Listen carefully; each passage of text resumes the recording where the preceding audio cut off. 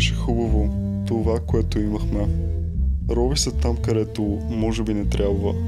Но тези страници, като минерален извор, пречистват ме от всякакви съмнения.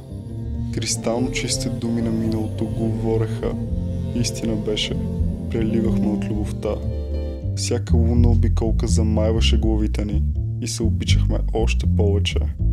Не ми е трудно да гледам усмивките на младите птичета, не кълват парчетата на разбитото ми сърце. Щастлив съм. Небесен дар бе времето прекарано с теб.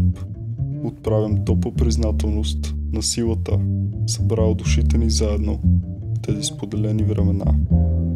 Тази тясна, сладка къща.